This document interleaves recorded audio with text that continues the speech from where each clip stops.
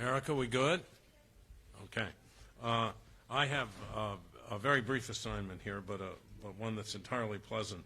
I want to introduce the person who's going to moderate this panel, who's one of the truly outstanding scholars and teachers at the University of Southern California's Dornsife College, Ange Marie Hancock Alfaro, who is the Dean's Professor of Gender Studies, a colleague of mine in the Political Science Department, and a globally recognized scholar of intersectionality theory, and she's the author of a whole plethora of books and articles that have helped change the way we think about politics, our relationships with each other. So Ange Marie, take it away.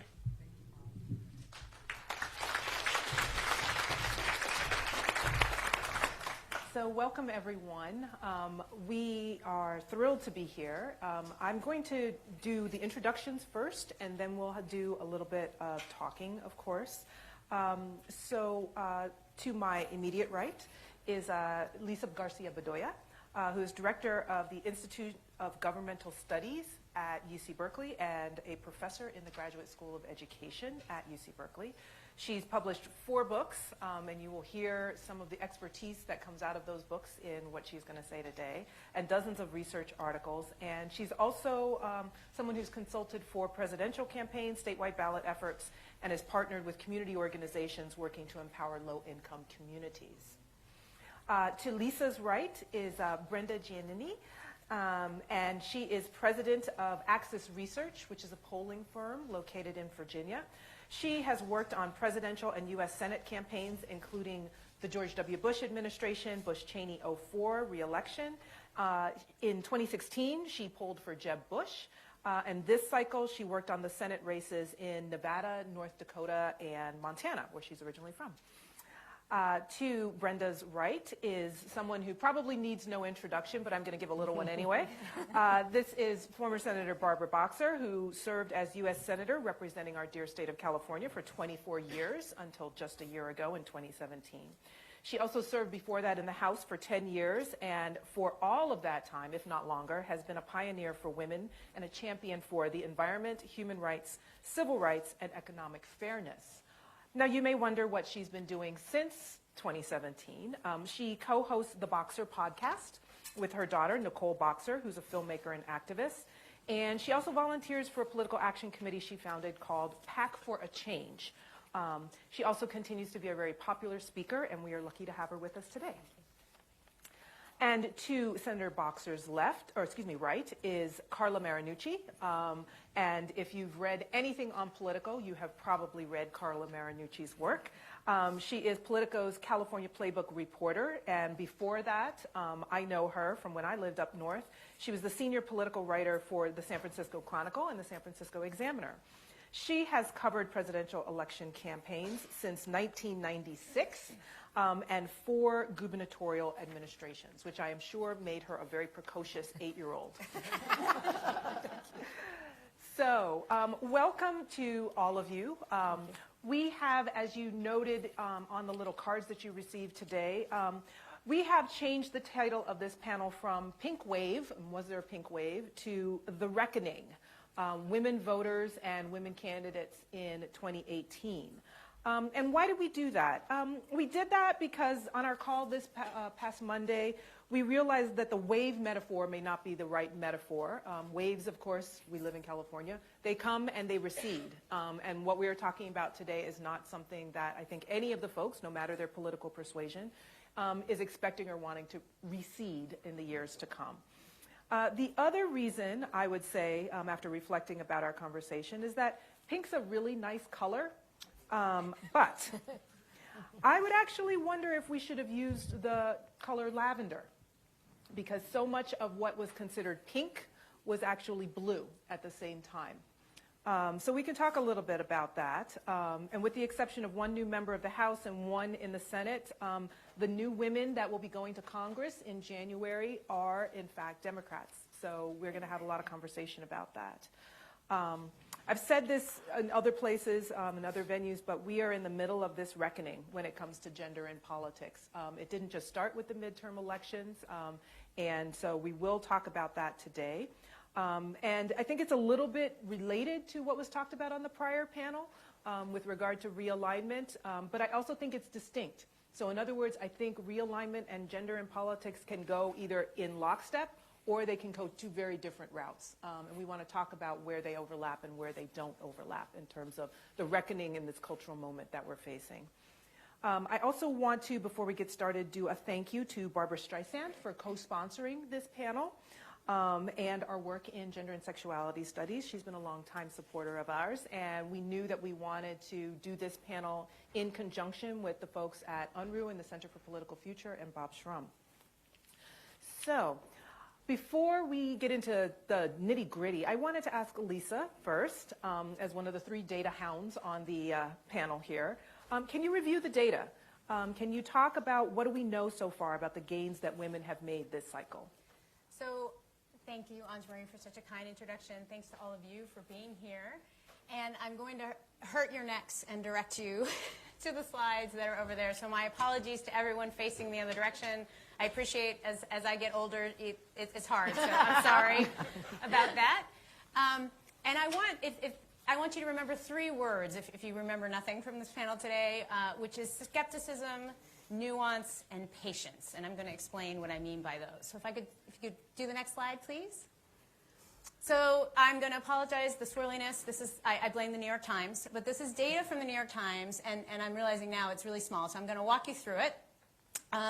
What this is, so if you look at that line between red and blue, that's parity. That's 50-50. The red is Republican, so plus on the right side is Republican support, and plus on the left side is Democratic support. The lines on the far left are black men and black women.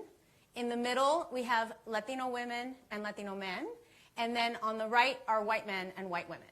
And it goes, and the reason I wanted to show what I liked about this slide was that it puts things in historical context, because I think we tend to talk about all these things as static, and we have to remember that context matters, the election matters, and there's change over time.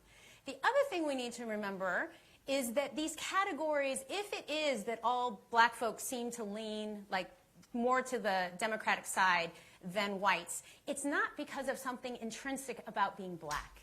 It's actually about the socialization process and history and the ways in which African Americans walk through life that leads them to a set of political opinions and attitudes that tend to lean in a particular direction.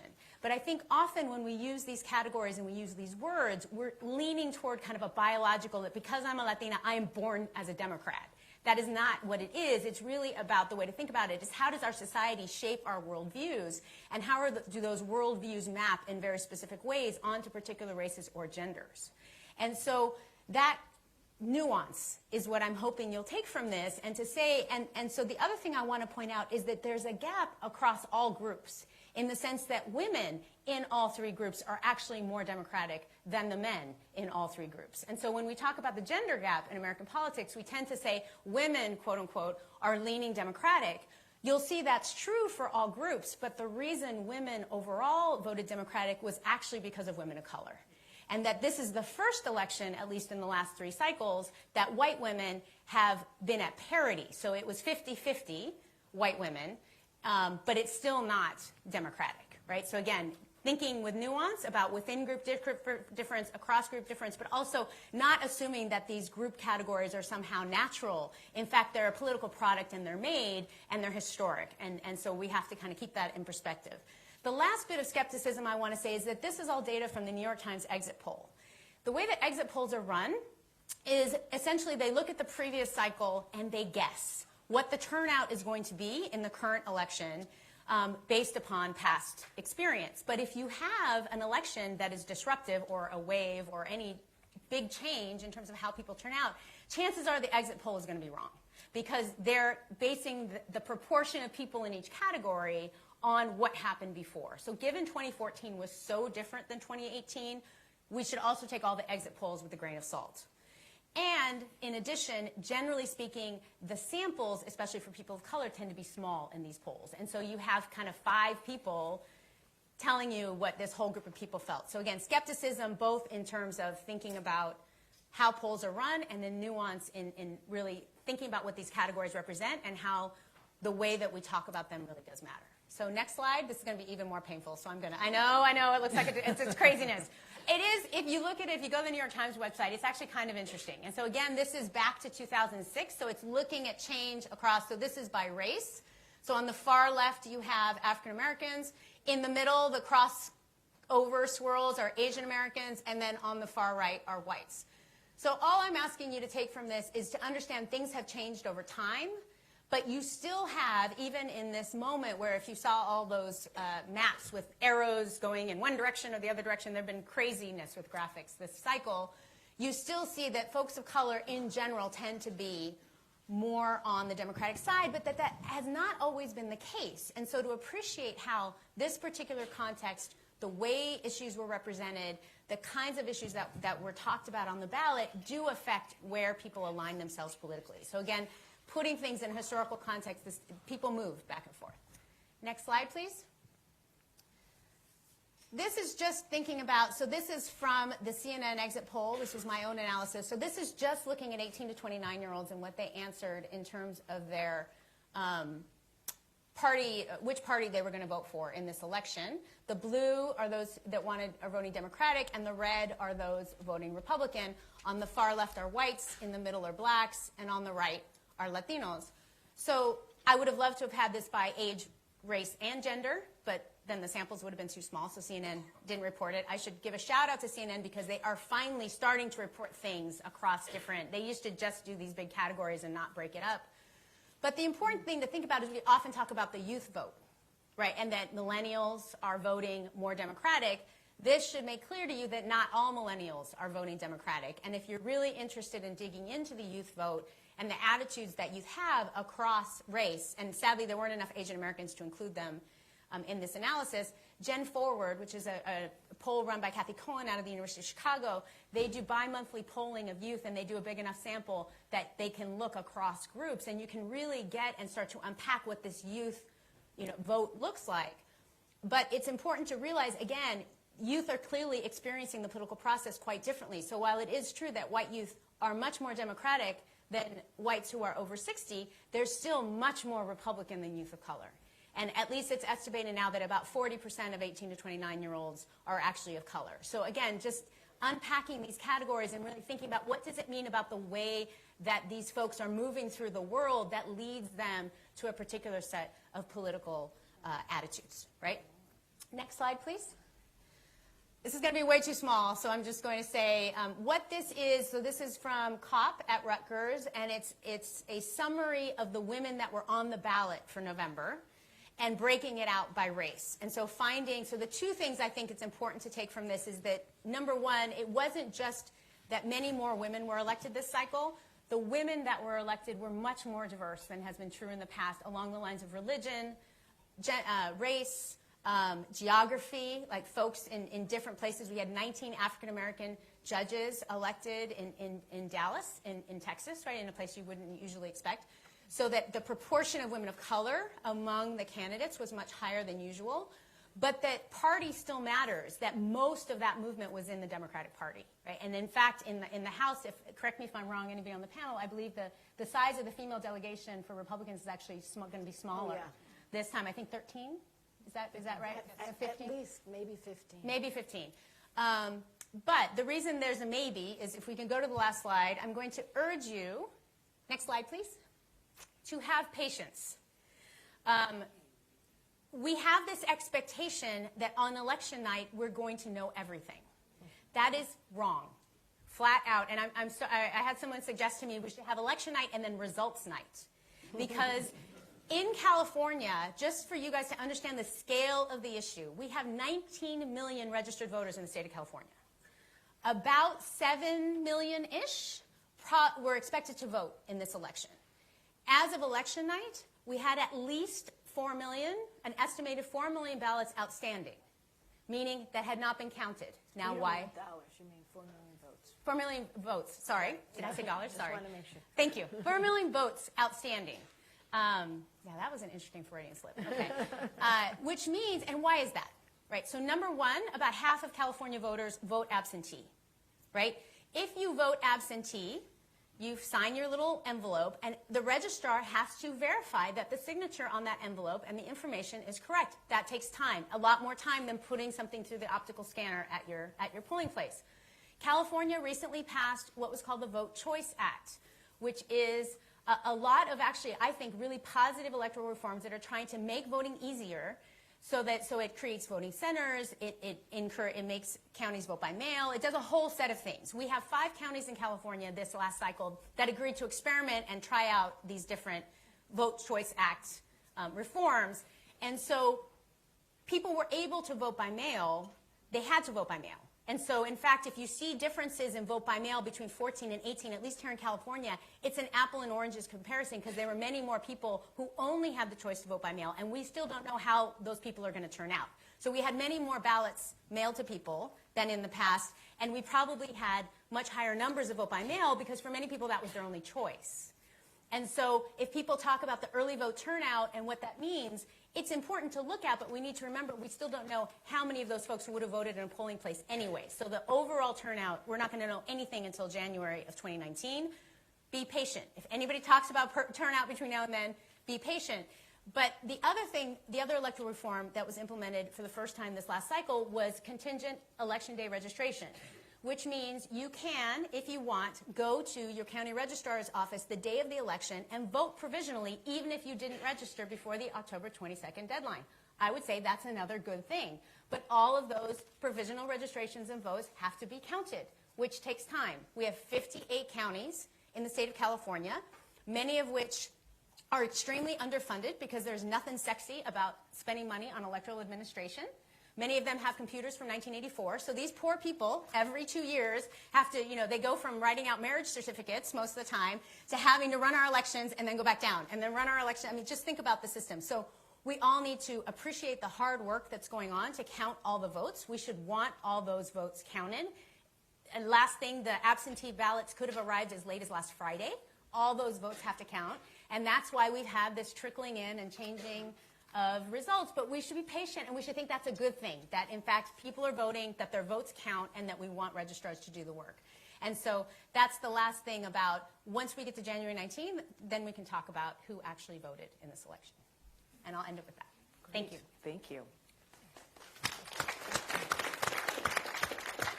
So I'm going to start the comments and questions with Brenda, who's sitting right next to Lisa. You're a pollster. What did you see in this data? What did you see in the other data that you were, kind of working with since Tuesday about gains for women and where there were challenges? Fair enough. Well, sorry, guys. You have to hear from 2 data people right off the bat, so you're both all going to be sleeping. But no, I think the most interesting chart that Lisa showed there, and it really brings it to the point in the panel, is not only was it a wave or a tsunami, whatever you want to call it, of women being elected, it is all the first that we're seeing. The first Muslim woman, some of it's kind of embarrassing, the first female congresswoman from Iowa, first Latina woman from Texas, really, Texas? So some of it's long overdue, but we're starting to see that. But I think what's interesting about the wave is women are so excited right now, they're not following the model. And I apologize, I don't know your exact model, but traditionally the model has been you run for school board, you run for city council, you run for state legislature, you run for Congress, then you end up in the Senate. And women are not doing that this time around. We have over half the candidates have full-time jobs. We've got a flight attendant. There's an ex-CIA officer. So there are a lot of people saying, no, I'm not going to go through that traditional path. And I think that's part of the reason we're seeing so many firsts.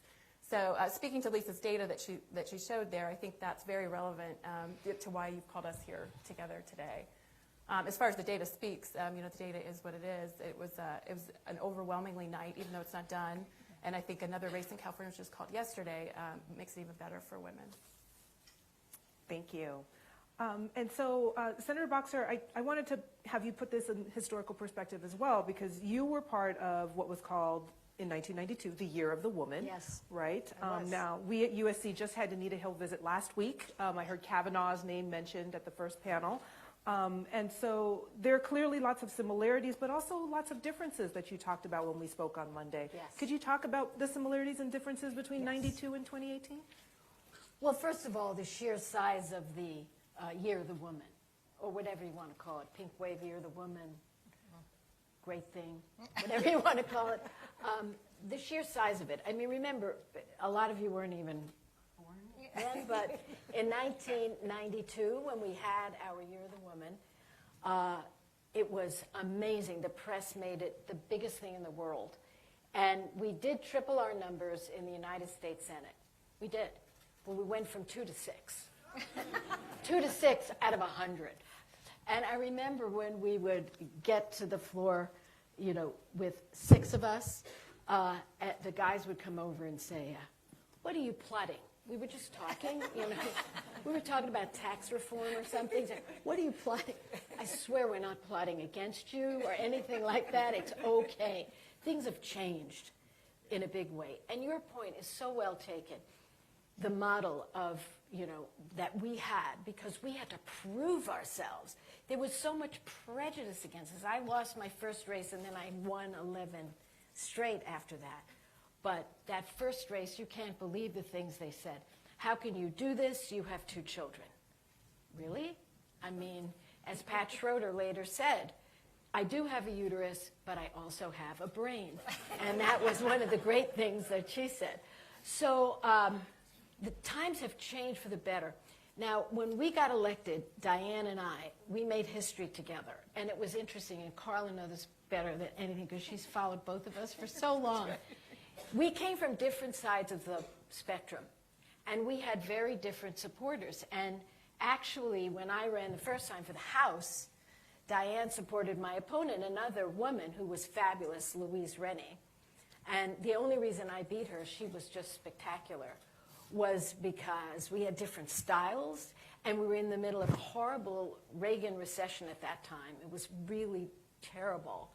And my strategist said, well, why don't we just say that Louise is wonderful, and she gives a darn, and you give a damn. And I said, I'm going to say I give a damn. Are you sure this is politically correct enough?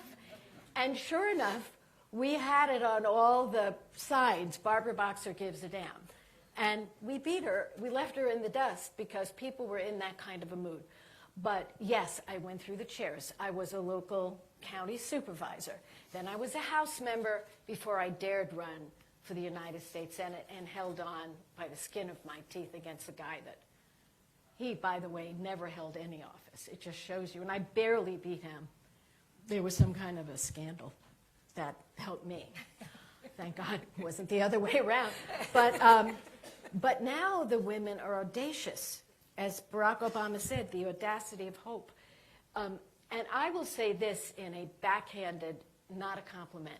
Trump opened the door for anyone to run for office, in my opinion. I mean, the man never held any office. He never had anything to do with the electoral system other than maybe campaign for a few people. So that opened the door. And I would predict when we get to 2020, there'll be so many people who never held any office. And when you're a representative government, that's fine. You know, the people will judge you on your values, what you're going to fight for, what your real world experience is. So it was quite different this time. This is a much broader and bigger thing. And I'll close with a cute story of Diane and I, again, making history as the first 2 women ever elected from any state in the Union. And then many other states followed, Republican and Democratic. So we're very, very proud of that. But we had to prove that we could get along. We had to prove that we had each other's back. And there was one guy from the LA Times who drove us crazy, and he had a column. I want you to imagine this, how crazy this was. And the column, it had a little picture of my profile and her profile, kind of in combat, you know, we're looking at each other like that. And every week, he tried to find out what we disagreed on. Well, we were never joined at the hip. You know, we're just 2 strong women, and for California, we agreed on 100% of everything, but we had some differences around the edges.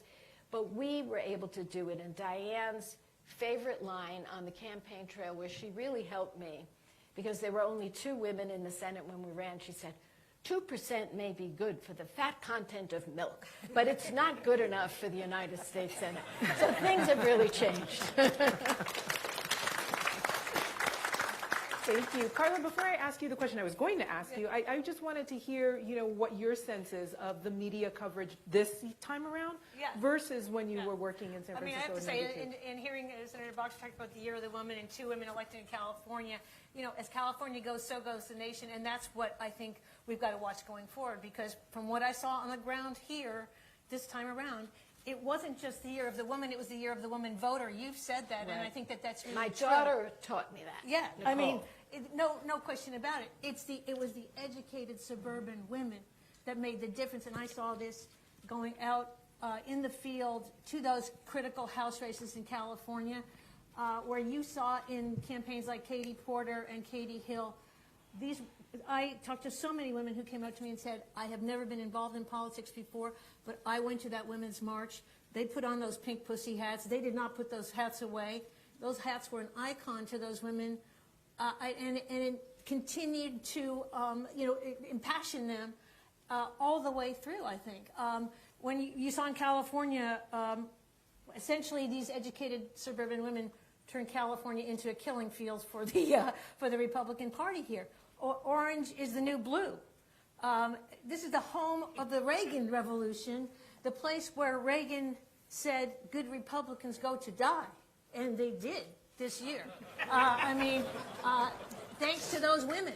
CNN, Lisa, you mentioned CNN talked about this, that in the 60 districts in this country where there are the most college-educated women, a third of those districts are in California, and the Democrats won those districts by 88%. It wasn't just, when you break it down, married women who Trump only lost by 2 points. This time, the GOP lost by 10 points. Mothers, that went 2/3, who represent 16% of the electorate, 2/3 of them went for Democrats. The issues that I kept hearing out there on the street were health care. That iconic photo of Mimi Walters in the Rose Garden high-fiving at the repeal of the Affordable Care Act. Somebody said that today looks like the massacre scene from Goodfellas when you look at the number of Republicans that went down with that photo. So I think at this point, look, women, I think, as Senator Boxer said, the change is there. They are no longer waiting to run for office, but they are also now so involved in the mechanics of these campaigns on a level that we've never seen before. And that is the thing that I think when we talk about California, as California goes, so goes the nation, you're going to have to watch how this turns out in other states. But I think this is Republicans are taking their Tylenol this morning as they're watching some of these returns come in, and we're looking at Mimi Walters going down. Gil Cisneros is one case where a Republican woman, young Kim, who hoped to be the first Korean American, and that was a significant, looked like it was going to be a very significant win. That's the exception in this case, but I think there's some just fascinating stuff that's coming out of California.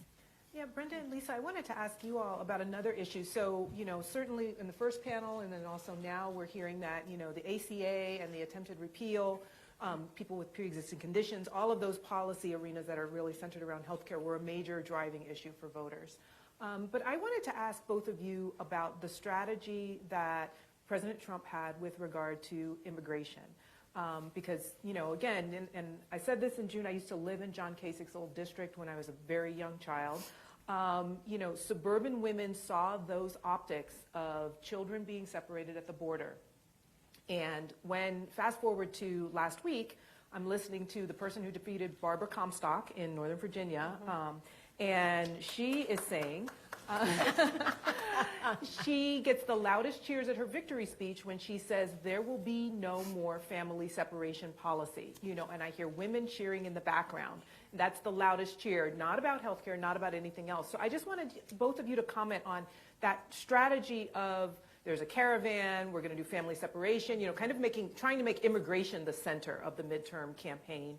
Was that, a strategy that really affected women voters? So I just love to know Who from are each you of you what you asking? think. Oh, Brenda and Lisa. Perfect. Yeah. So quickly, I think it cut both ways. So on the one hand, I do think, speaking to Carla's point, I think there were many women voters who might have supported Trump, and I think male voters who supported Trump who were put off, right, because with just the sheer inhumane nature, right, of that policy, seeing small children being torn from their mothers, and just their inability, the fact they didn't even track them to be able to know how to reunite them later.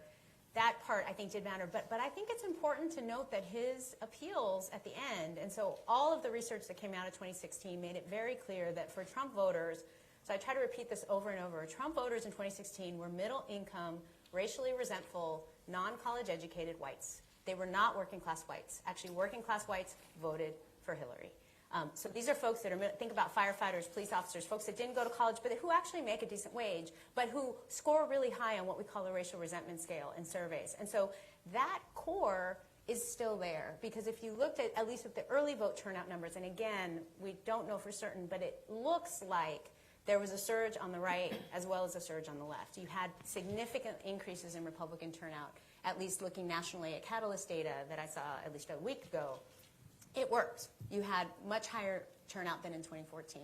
So I think we can't sort of gloss over the fact that, in fact, there's a core part of his constituency that actually is very motivated by those language of invasion, the language of racialization, the framing of these migrants as somehow a threat to U.S. national identity.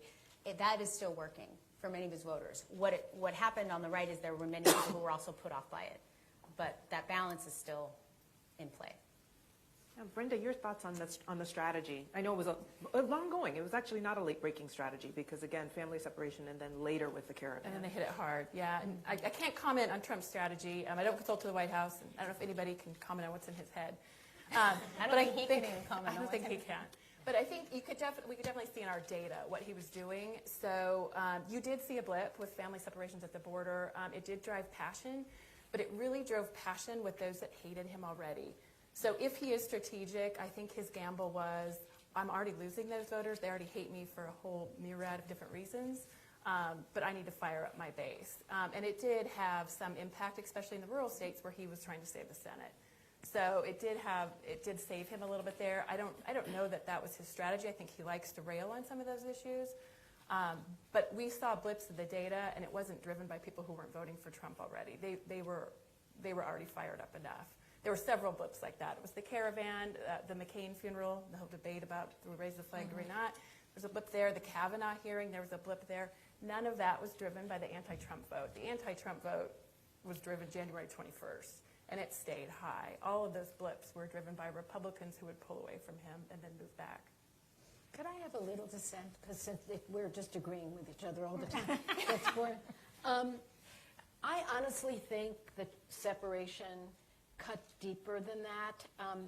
Yes, the people who already were anti-Trump were solid. The people who were already pro-Trump, he said it. I could kill someone on Fifth Avenue, and it wouldn't matter. I think, sadly, he's right on the point. So you had, let's say roughly, 40-40. I'm just making it up. But in a lot of our purple states and purple districts, and when I ran in California, it was reddish purple the first time. Oh, my God, it was hard, very hard. It's basically 40-40 when you walk in. And then you're going right tab for the 10. You're going for the 10. And if there's more people on the ballot, you're going for 7 or 8. And then you win. And no one cares if you win by 2 or 4 right. If you win, you take the oath. So I think that issue cut a little deeper into and changed people over, the kind of voter that Carla's talking about, who may never have voted Democratic before. And I could say women and men with a heart, if I could say. I think one of the problems a lot of times we women make is we don't appreciate the men who are with us. And every time I'm at an event, I always thank the men. It takes a strong man to back a strong woman, or to say, you know what, that's wrong. Because, does he look a little weaker if he really cares about the child? I say that's strength. But I think there were a couple of iconic moments that, in my mind, they're pictures. And I like to think about them, and Carla, being in the news media, you know what those iconic pictures are. And when you think right now, I would love a show of hands if my moderator doesn't mind. If you can think to yourself, close your eyes, and think about a picture that for you brought home that child separation. Does anyone have a picture in their mind right now in this group? Some of you do, some of you don't. I have a couple of them. This little child in a red shirt, her mother up against the car. The officer, all you saw was the gun and the hip. I'm telling you, that pierced the heart of so many people, mostly women, the kind that Carla talked about that voted in the blue wave, and some men of goodwill who said, this is a bridge too far. And then if you take, so that's the heart argument. Then there's the intellectual argument that a lot of people who were college educated followed this more because I had a little more time, follow the money on this stuff. You know what it costs to keep those kids? They went to the private market, Trump's friends, $700 a night. You could go to the Four Seasons, and all that money, that's a scandal that is going to come out. Always follow the money when you see these policies. So I'll close with this. So that was one iconic photograph. Another one, I'm going to ask you this one, and wake up, you guys. I know you saw this. The photograph from Charlottesville of the torches and lit up in the night. How many can see that in their mind's eye? These are the images that so many times Democrats focus on the policies. Here are the 4 things we're going to do for you on helicopter. This was to the heart, and it just came from the news media because they were saying this is what's happening. And that's just a couple of those images that I think made a difference, and I do think it did change Trump's approval rating. I think you're right that there was a blip, but it fell back. There was a blip, and it was driven by Republicans. They think were pierced, but it didn't last. But here's the challenge, I think, and because the height of that story and one of the most iconic images I remember was late August. The little girl on the cover of, was it Time or Newsweek? The crying little girl who everyone thought this image is going to just kill Trump. As somebody in the media, like I can tell you, I've never covered an administration. We have been so ping-ponged between stories. I mean, so many of us thought that would be the story going into the 2018 election, and yet it really took a backseat to, Kanye's at the and Acosta, and there's every day there's another shiny new object that we've got to be chasing, and that is the challenge for media organizations, is to keep focus on some of these really important ones. And I agree. I think women watching this back in August, people's hearts were breaking. But how much have we heard about that story in the weeks running up to the midterm? It was really under the radar, I think. And that's on us, I think. But I think it's something that voters have to continue we to used keep it on and top get of. out the vote drives, let me be clear. But can I just make a very small point, though, which is relevant? We have to remember the midterm electorate is very different from the presidential electorate. It is much more Republican, much older, and much whiter on average than in presidentials. In fact, most Latinos vote in presidentials. Only 27% of eligible Latinos voted in 2014, just for some perspective, right, as opposed to 48% of whites. So if you think about what Republicans needed in terms of turnout, they were here, they needed to be here, right? So they just had to motivate a small number of people to actually get to where they wanted to be. Democrats were here and had to get here. And they did in many places. But this is how you have to think about Florida, right? So in Florida, Gillum was able to mobilize a whole set of people who normally wouldn't have voted in the midterm, but he had a lot more folks to go. And what Trump did in the last weeks with the caravan language is he got that 1 or 2% of his folks to come out because they were excited about what he was saying. That made the difference. And so just to remember, yes, I absolutely agree that on our side, these things totally mobilize people who normally would not have voted in 2018. But we can't forget that there are those people on the other side who saw those kids. I have some of them. I went to high school with some of them. They're on my Facebook feed, who said it's their parents' fault for bringing them, right? And we can't forget for those folks, it was motivating in the opposite direction. They're both sides. So I did want to ask about another issue. And so since I started with Brenda and Lisa first time, I'm going to start with Carla and Senator Boxer on this one. The other thing that we saw that was late breaking, but also part of a pattern, is what happened at the Tree of Life.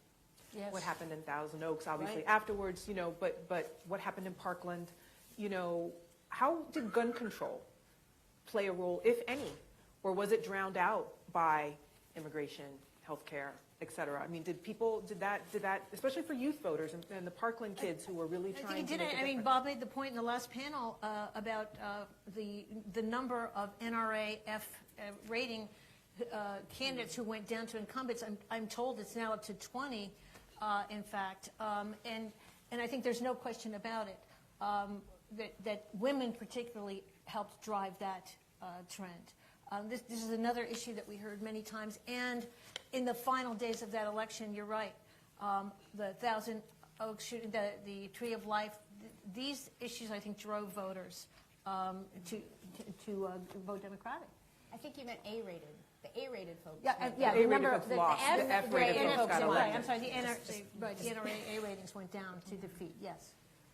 Yeah, I would say, and we have so many amazing people in this audience who know more about strategy than I know, and I'd love to hear from not only our two here, but people in the audience who know all this. A lot of times, I watch an election, I've been in so many, and I care so much about my colleagues, and I'm still working it for them. You feel in your bones that something happens and it changed. For example, I hate to bring it up, but when Comey said, we're reopening this thing, my heart went like this, boom.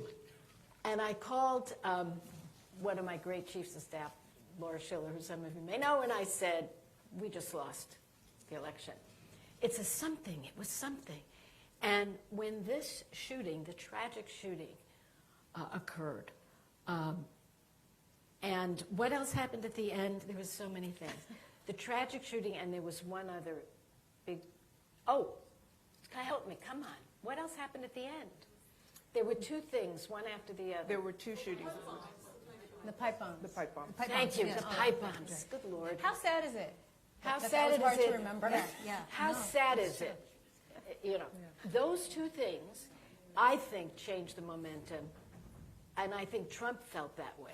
Yeah. But, as everything he talks, everything he feels. And so he said, oh, this was terrible, not because people are dead or presidents were threatened. It's terrible. It took away my Kavanaugh momentum. Disgusting comments. Be that as it may, I think the momentum did change. It kind of was a shock. And it was like, oh, maybe there are bigger threats than those women, children, and gays who are coming across the border. So I think that really changed things. Last point I'd make on the shootings, and the NRA took a bath, thank you God. And I will tell you, because they oppose every single common sense solution that 90% of the people support, like background checks and smaller magazines and all the things that we can bring together, Republicans and Democrats. They took a bath. And the young people, I think, from Parkland, now I'm sure they're just suffering because of what happened in Florida, because they wanted so much to have victories there. But they were all over the country. And you are the data people. I think, didn't 41% of young people vote this time or something in that? You think? I mean, we don't know. But let's just say... Many early voted more. Let's just say it might be even 30%. Or let's knock off 10 points. That's double. And I do think this very simple notion, Mom, when I go to school, I want to come home and see you after school. That's something every family in America feels. So I do think that issue played a role in favor of common sense gun laws. But at the same time, I do know it motivated the other side. Let's be clear, because for every action, there's a reaction. I just think on that issue, there were more folks on the side of our kids should come home safe versus everyone should be able to have, any kind of gun, any kind of assault weapon. Yeah, sorry to interrupt. Brenda, I wanted to ask you about this because you were doing work in Montana and North Dakota, and so another completely different part of the country compared to California on these issues. Just a little. So that, I was just struck by what Senator Boxer was saying about every reaction has a reaction. Was gun control at all an issue or things that people were talking about there? It's a huge issue, but mainly in the primaries. But what you said is right, is the NRA has kind of shot itself in the foot, for lack of a better term. But by not compromising on anything, Right. I mean, they had an awesome option with bump stocks. They didn't Right. take it. And you've seen Colorado, which is very comparable to Montana in the way that they lean, and they tend to be a little bit purple, pass some really, what you'd say, common sense gun laws against high magazines, semi-assault weapons. So if the NRA was willing to give, and I know what their rationale is, it's a slippery slope. You give a little, where do you end up? But they would have been a lot better positioned in this election. And I think there might be some internal discussions about where they're going to reach. Yeah, I also thought their post-election strategy to tell physicians to get out of our lane, which has had a huge pushback on social media. Doctors coming out on Twitter with photos of themselves in bloody, scrubs, and talking about what they have to deal with every day in the emergency room. This is another, I think, issue that we're going to see play forward.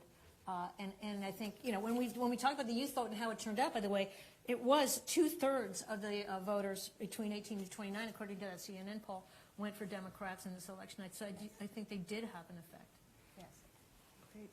Lisa, I wanted to ask you the mobilization question, both because it's your expertise, but also because, as we were talking about just a few minutes ago, part of what we see going on is not just the campaign cycle, right? I mean, the women's marches that started, days after Trump's inauguration, the number of organizations that have sprung up, that join older organizations like Emily's List, but, other organizations have sprung up to encourage women to run. So it was that women were running and they weren't following the traditional model, but it was also that there were all of these places where women could plug in to mobilize.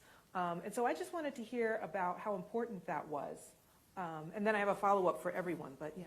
Yeah, no, I think it was really important, and while we don't know for certain, what we know about who won and in which places, I think really does suggest that those efforts mattered. And I think the first thing to know is the most innovative mobilization work, in my humble opinion, that was done this cycle was actually outside of the party.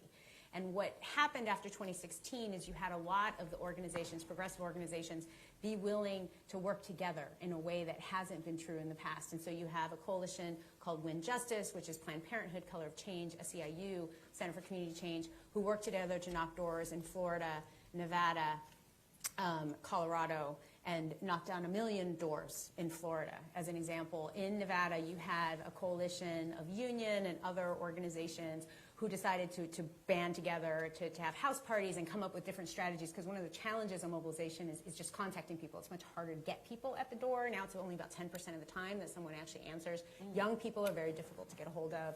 You have these new texting. So there was a lot of innovation on the mobilization side that came out of despair, right? But I think the last thing I would say that is important to know, so in Arizona, the reason Sinema won is actually because of SB 1070. Because what happened after SB 1070 in Arizona, and for folks who don't remember or who weren't born yet, it was a law that was required people to show evidence of citizenship. It was very anti-immigrant and restrictive, and what came out of that law was a lot of mobilization among young people in Arizona.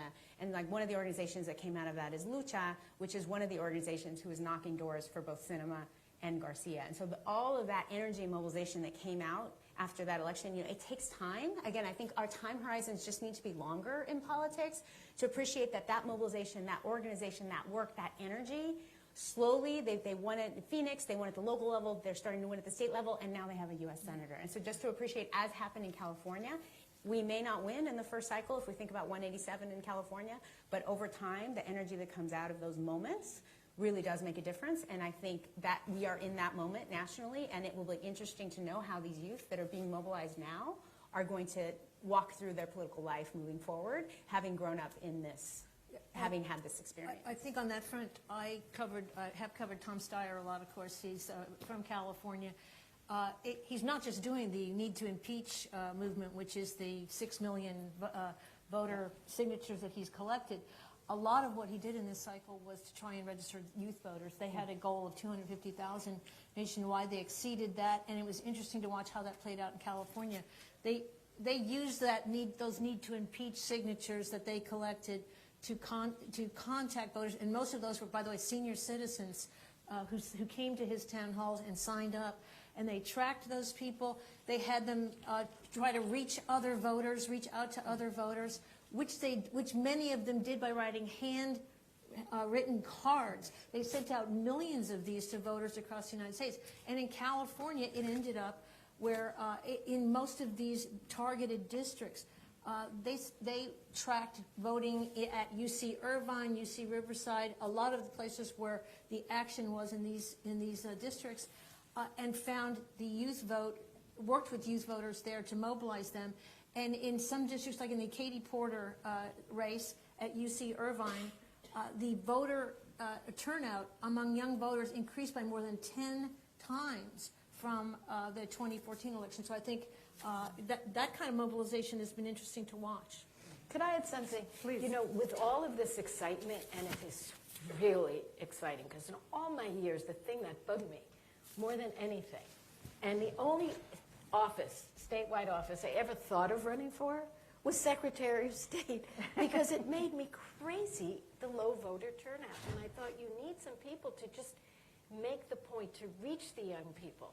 Because once you do engage, I think you stay engaged, because you have something, you know, at stake. You put your time on the line, and it is, for me, and I say to the young people here, it's a wonderful experience, because in what other activity can you really find people of all different ages, races, creeds, and you come together out of a common set of values, which is a very strong pull. So it's a very nice way to build community in your own life. Having said all this, with all this work that we all talked about, and beautifully said by my colleagues, we're still at about a 50% of eligible voter turnout, okay? So there's much more work to do, whether you're a Democrat or Republican, but especially for Democrats, because it seems to be that our people are kind of, some of them really busy with 3 jobs and other things, and it's hard for them to understand how critical it is. They don't connect the dots to their lives. So I think as I listen, especially to our analysts here, and then Carlos' last point about how much work it takes and coordination between groups, whether you're on the right or the left, you've got to work together. There's a lot more work to be done. I think it's a growth industry. Because if you were in a business and people said, you know, here's the universe of who we could get to buy our product, and we're up to 50%, we've still got a long way to go, Over which half are is women. exciting. There you go. Yeah. I think one reason that California is ahead of the curve here, and will remain blue probably for foreseeable future, is that some of the things that the Secretary of State has done, pre-registering young voters, making it easy for them to turn up their final days. The vote by mail. We forget it is so much easier in California. Yes. Other states, you've got to go down and give them an excuse. Why aren't you voting, etc. Right. Here, there are no roadblocks. That is going to change the picture, I think, for the foreseeable future here. So I have 2 more questions, and then I want to turn it over to the audience. So be thinking about questions that you'd like to ask the panel. Clearly, they are quite willing to talk, so ask them anything. I want to ask, the first question I want to ask is actually, I'll start with Brenda, but then anybody who wants to weigh in, is about how will women lead differently in this kind of, context? And then the reason I want to start with you is because even though Lisa just mentioned Arizona, I want to talk about not Kirsten Sinema, but Martha McSally and the pressure that she received in the last days of the election and the immediate aftermath to kind of, start to call into question the legitimacy of the election. And she did not do that. Whereas it happened in Florida, it happened in some other states, it did not happen in Arizona. And a lot of the analysis that was put forth in the media was that Martha McSally was a different kind of candidate. And I want to ask you, is she a different kind of candidate because she's a woman? So in other words, was the calculus there that, no, I'm not, I'm going to stand up. And I'm going to stand up to this pressure in the RNC or whomever it's coming from, and I don't know who, and say, no, that I'm not going down that road, even if I have to lose. I also think of Heidi Heitkamp. You were active in the North Dakota on the other side. These women leaders taking these principled positions and letting the chips fall where they may. Do you think women are leading differently or will lead differently? I think they will, and I think that's one of the most exciting things about DC right now is to see what this new wave of women brings with them. Women, all of us pollsters, we look at what voters are voting on. Women vote on very different issues than men do. So I expect to see some change, particularly on the House side, in the policies that are bubbling up and how leadership responds to that. So I think there will be a change in how they lead, and I think it's going to be driven by issues. I think we're going to see much more focus on health care. It's really these independent, soft Republican women that swung. They're not necessarily Obama haters. They don't hate ACA. They don't like it either. They're just looking for fixes. So I think we'll see a lot of health care. I think we'll see education. I think the climate's going to come up. So as far as their leadership there, I do expect changes in D.C. And it'll be interesting to see what they do. I think they're certainly going to change things. As far as the McSally race, she is a different kind of leader. Lots to say about that race, but it's over, so we'll leave that behind us. But she's a different kind of leader because of her background. She's military. She loves this country. She is not going to do anything to rip this country further apart. That's just not in her DNA. So she resisted that kind of fight and that kind of effort because that's who she's trained to be. And if you think about what she's done, she's flown in combat, risked her life for this country. So she's not going to try to tear apart the voters of Arizona for some votes. Mm-hmm. I want to give my thoughts on Arizona. McSally made a big mistake by embracing Trump. She really started off more independent, and then, I guess, to win her primary, she had to go there. And I think that hurt her at the end of the day. I don't know enough about Arizona. I also think it would have been futile for her to complain about the vote count when that's a Republican state and they control, the vote count. So it was smart of her to do that. I don't know what's in her heart, but I'm just going to say this. If you embrace Trump, that says a lot about you to me, and she shouldn't have done it. And if she embraced McCain, I think it would have been better. It's very complicated.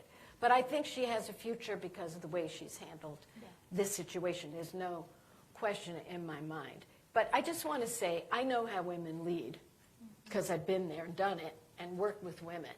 And here's what I think. Don't forget, we're either Democrats or Republicans. We have views. So we're not that different in terms of our views. We're going to build the coalitions of men and women who see the issues our way.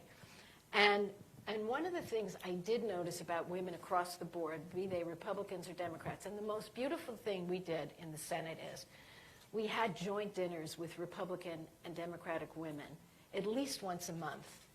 And we talked about business, where we could work together, and where we couldn't, we respected it, dropped it, and went on. But the thing I've noticed about the way women work, not all, but the vast majority, way more collaborative, way more collegial, way less, I did it. No, we did it. And it's something in most women's DNA. I love it, and you get things done.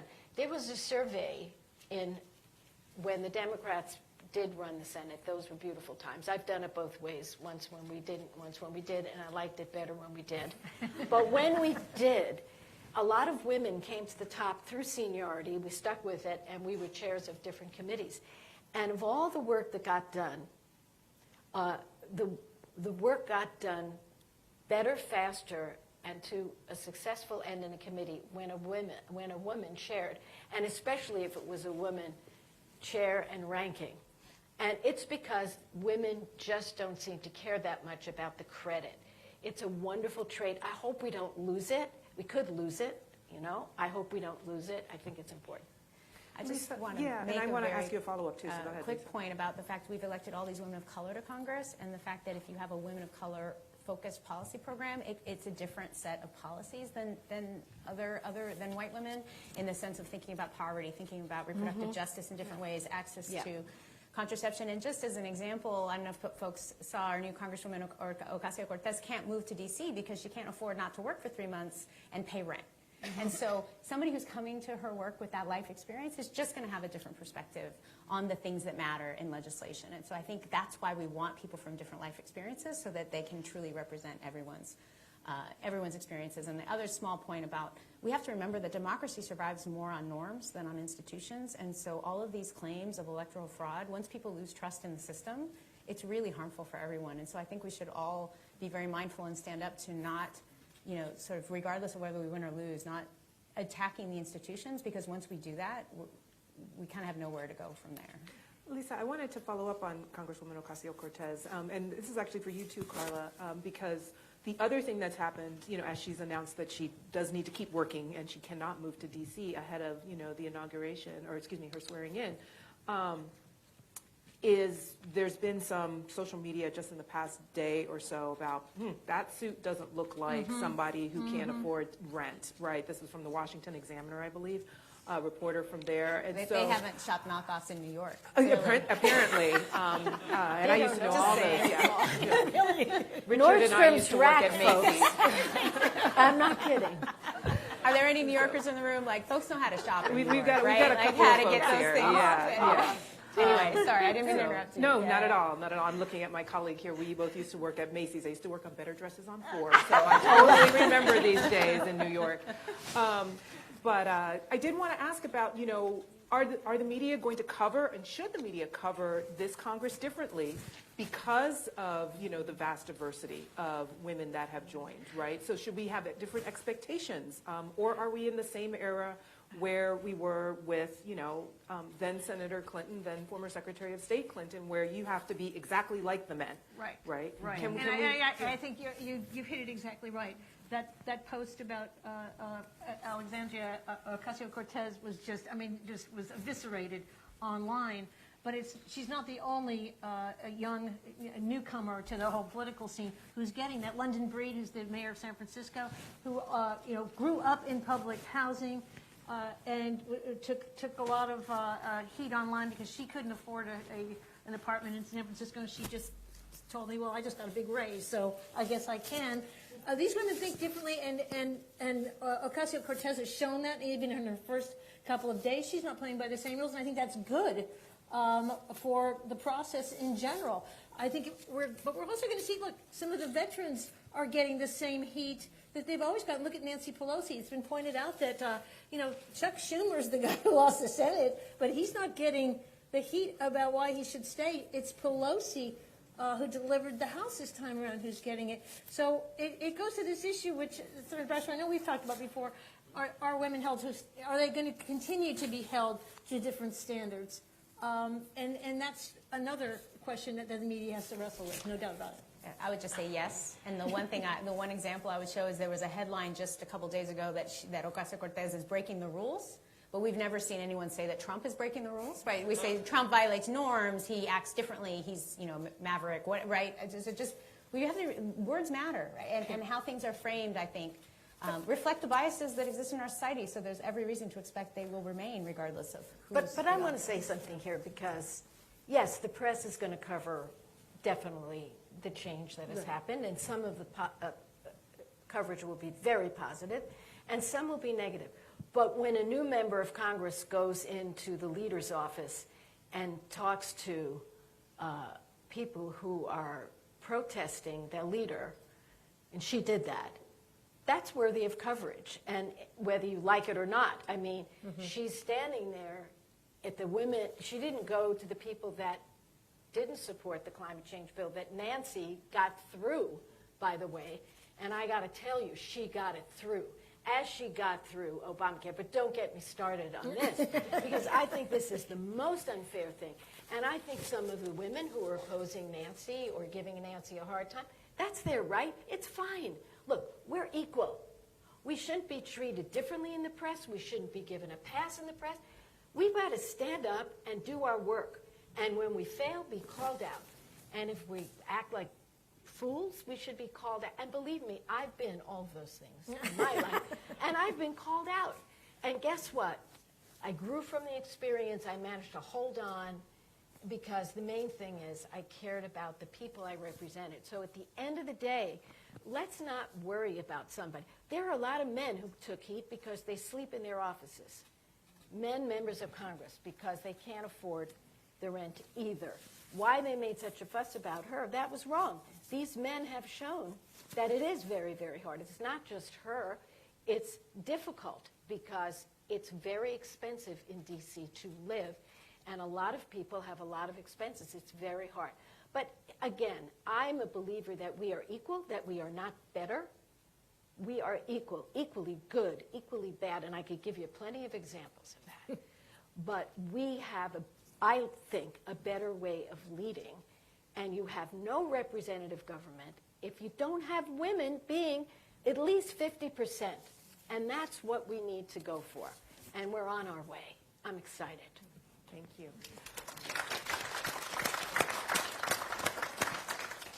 So we have some time for question and answer, and we do have some. I see a hand all the way in the back there, right by you, and then one up here. Good morning. You guys have been amazing. Thank you so much for being here. My question, I guess, would be focused towards Senator Boxer. I can't see you. Where are you? I'm here. If he's back Oh, there. hi. Hi. Sorry. It's not your fault. So my question, I think, is for the panel, but mainly to you. So much acrimony and rancor out there in the Senate and in the House. And you talked about having these dinners with the women to kind of bring things together. You know, is bipartisanship dead? Like, is it gone? Is there any way to, bring people back? I noticed that Jared Kushner is working on a prison reform bill that has gotten some bipartisan support, which is great. I think that's fantastic. Where are other places where people can work together? Let me say this. In the United States Senate, you cannot get one thing done except judges, which is a whole other question, put it aside. You can't get anything done on an issue unless it's bipartisan. Now, I can tell you, I'm so proud of some of the things I accomplished and so sad about some of the things I failed to accomplish. But whether it was getting the first after-school federal funding, which I did, putting 1 million acres into wilderness that I did, getting a combat war healthcare center in San Diego, which I did, and there were 1,000 things I did, no kidding, only because I had a Republican colleague work with me. In the Senate, you can do nothing. And one person can stop you from doing anything by just standing up and say, I object, and you're dead, unless you have 60 votes. So I'm bullish on our getting through. And by the way, Kushner didn't write that bill. Cory Booker wrote that bill with Republican colleagues, and Grassley supports it, and it got out of the committee. So absolutely, I'm excited about that. And absolutely, I believe bipartisanship is not going to die in the United States Senate because people want to accomplish something. So I'm feeling we can. Let me close with this. These are the harshest times I've ever seen, though, in terms of the rancor. And what we need to do is what I learned to do. And it was hard. Every one of you who knows me, you know I'm a liberal. You know I'm feisty. You know I think I know the right way. But yet I had to work with people who didn't see the world my way at all. For example, Jim Inhofe. You cannot have two more different people. On the environment, he said climate change is the biggest hoax to ever perpetrate the world. He made a snowball and said that proved there was no climate change because it was snowing outside. He threw it in the thing. And, you know, he would say, Barbara, you have every right to be wrong on this. You know, I think it's one of the greatest challenges. How did I ever do any work with that man, Jim? We were such good friends. We managed to overcome it. The reason was he was straight from the shoulder on how he felt. I was straight from the shoulder on how I felt. You never told one another a lie or, yes, I can be with you, and then you weren't. So when it came to the infrastructure of the country, the water projects, the sewer projects, the highway projects, we could work together. So I am optimistic. Now, when you have a leader like this from the top who has made Democrats evil personified, that's a problem. And that won't last forever. Thank you. We have another question up here.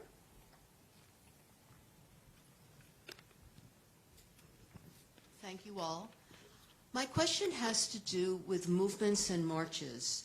I'd like to understand better how the leadership of women's marches is determined, and I'd like someone to address the allegations of bigotry on the part of the leadership of the upcoming Women's March.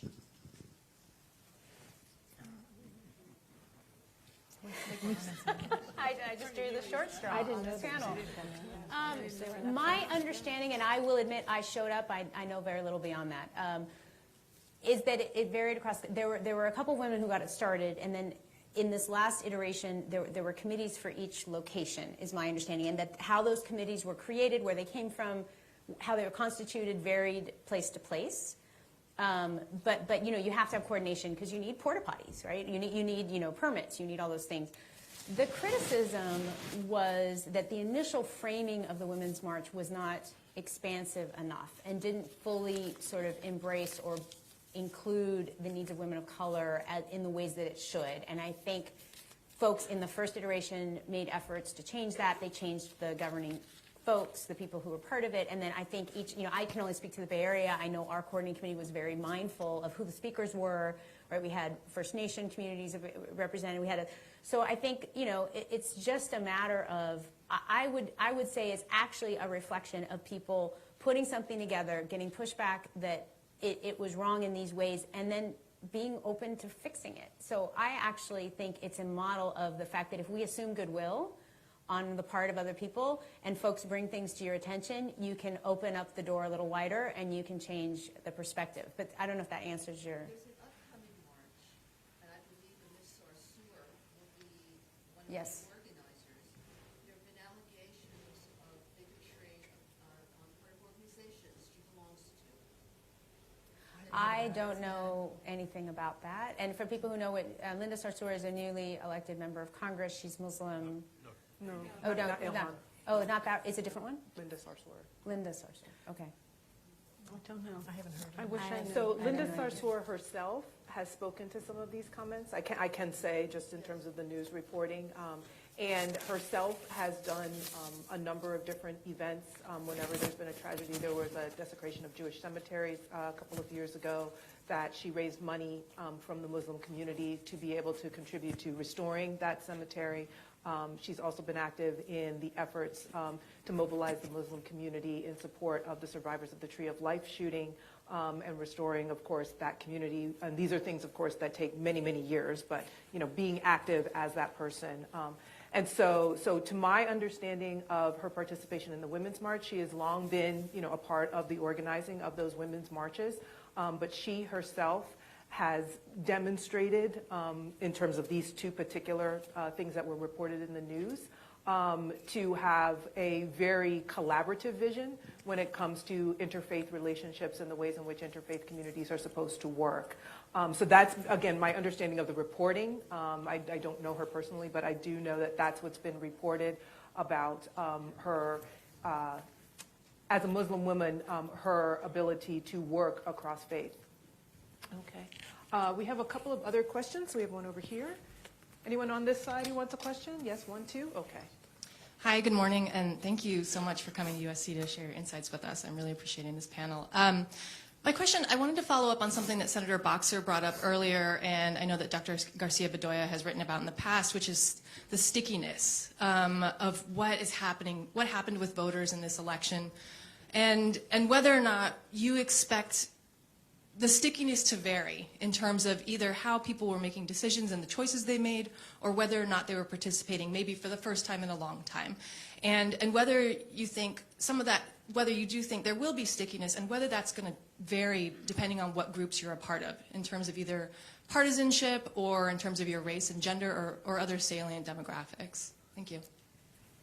So just to explain to folks, what we mean by stickiness is to what extent is this a real change that's going to maintain itself over time versus something that's a one-time blip and goes back. And I think speaking to both Carla and Senator Boxer said that once you start voting, we know voting is habit forming, right? So especially for youth, once they start voting, they in fact keep voting. We know that that's true. But I think the stickiness depends on whether or not the on-the-ground efforts and the grassroots mobilization gets the funding it needs to keep going and keep bringing people in and talking to them. I mean, that point about connecting voting to your life experiences and the things you really care about, having that work on the ground. I think Texas, the thing we should take from Beto's election is that there were many people in Texas who wanted to be engaged, and so it's really just about continuing to work with them and talk to them about the things that they care about. And so I think if those investments happen between now and 2020, I think you're only going to see an amplification of what happened in this election. Then we have some questions over here. One, two. She was closer. I also But want you're to say next. thank you. It's really a terrific panel, so it's great to be here today. So in California, we're really lucky to have two women in the current Congress and in the Senate who are major leaders, Senator Feinstein and then also Nancy Pelosi. Two questions. One is, after Feinstein did so well in the primary, how in the heck did the Democratic State Party support De Leon instead of her? That's very troubling. And then the other issue is Nancy. Nancy broke a lot of glass ceilings. She's, people are referring to her as potentially the most powerful woman in the United States going forward. But there's been so much divisiveness. She also seems to have attached to her now the face of the divisiveness. So would just love your insights on, does it make sense for her to be the Speaker of the House going forward? Can she be the leader of inclusion versus more division? Just, Sure. That's it. I can address the first one, having covered that.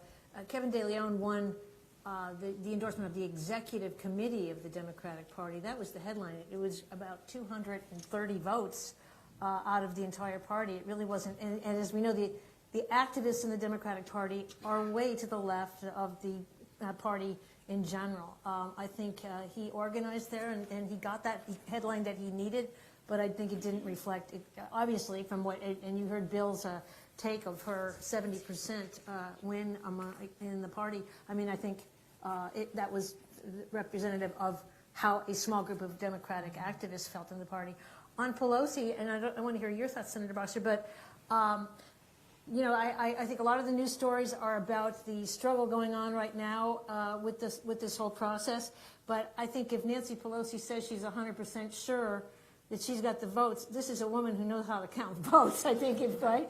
I think she's working it up there right now. I think you're right that the Republicans, and particularly Trump, have been very effective trying to turn her into an icon in a very negative way. But you can't beat somebody with nobody. And at this point, she has raised so much money for this party. And we've watched her on campaign events in San Francisco where she does 6 and 7 events in a day, raising millions of dollars in a day. There is no other Democrat, am I correct? Yep. If they've got somebody, maybe they can throw it up there. But I think at this point, it is a discussion about what happens, and the fact that she has said this is going to be a transitional speakership. And I understand that Marcia Fudge today, who may be challenging her, has said it will be a good thing if Pelosi says she'll do this for one term and then perhaps hand off. That may be something that kind of calms this whole discussion down. Well, if I could say, I want you to know that I know Nancy as well as I know any member of my family, and I am very prejudiced in her favor. So I want to say that, but I want to say also, I think when history is written, she will go down as perhaps one of the greatest speakers of all time. Why do I say that? Because if you know the House, and some of you here do, and some of you, to your benefit, don't. It's a very unruly group of people. And it really is, and that's part of the design. Because the people who are running every 2 years, how would you feel? If you got there and all of a sudden you were, oh my God, I've got to raise so much money. You've got to do 50 different things. We need campaign finance reform, but we can't talk about that now. As long as the system is the way it is, all of these individuals who are terrific, you met some of them. You've seen them on television. A lot of them are women, people of color. They've never done this before. They don't really know, how it's done, which works well and sometimes not so well, depending. But let me get to Nancy and be as brief as I can. It's hard for me. I was a senator. It's hard to be brief because, we go on and on. So I'm going to try to be fast as I can. Because we have one last question. Nancy is the best vote counter I've ever witnessed.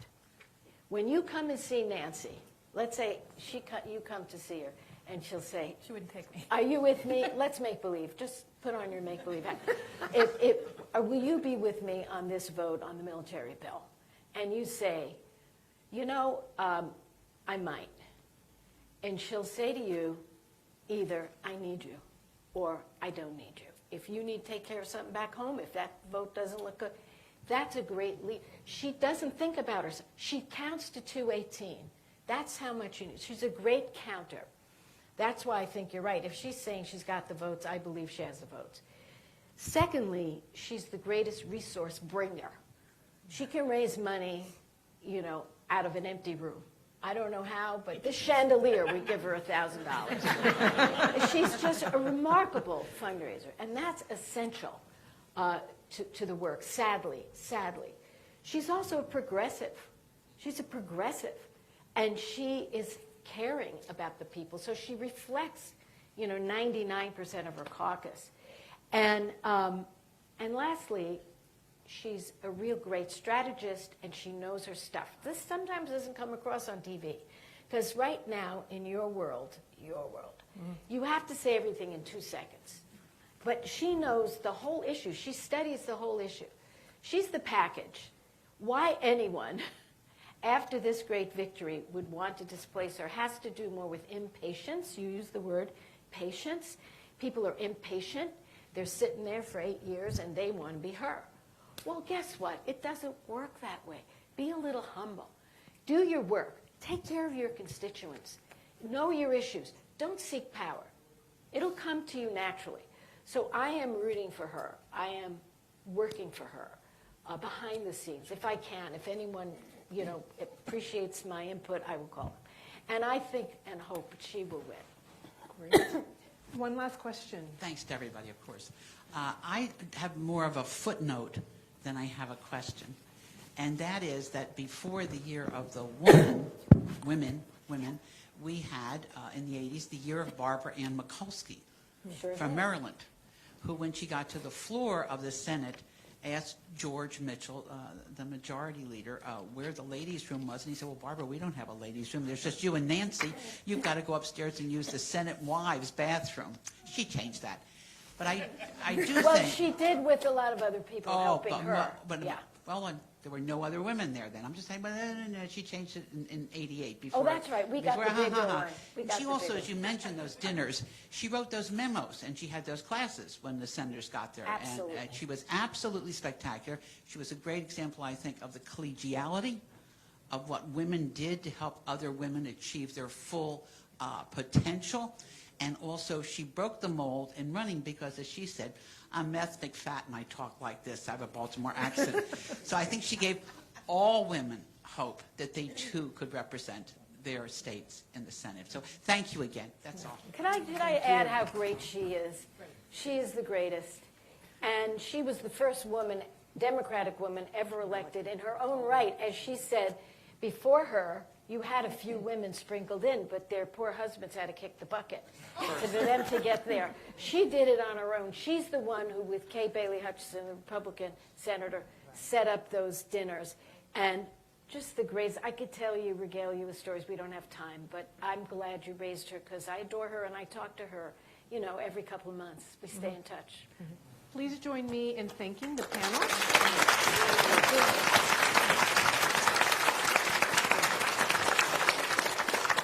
So I'm going to turn it back over to Bob, who is going to release us to lunch. To have lunch, which, as I understand it, will be set up in here in the next 10 minutes. So outside. Oh, outside. You go outside, you get your lunch.